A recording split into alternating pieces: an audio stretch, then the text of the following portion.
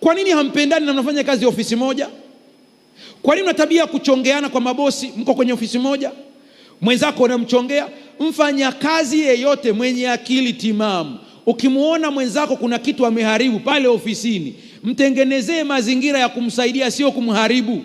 Na yeye ana watoto, na yeye ana familia. Akifukuzwa kazi, hutapata mshahara wake, utapata kiwango chako hicho hicho. Zaidi sana umejiongezea laana. Mtangulize mwenzako, mfanye mwenzako kuwa bora kuliko wewe. Tenda kile ambacho na wewe ungetamani kutendewa. Hata makanisani kwetu, kinachotuharibu ni ubinafsi. Kila mmoja anajiona yeye ni bora kuliko mwingine. Aliyesoma sana namuona kwamba ambaye hajasoma hana chochote. Mwenye hela namuona mtu ambaye hana hela kama vile hana akili.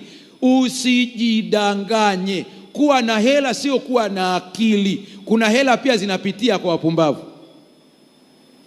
Yaani ni mkondo tu umepita tu.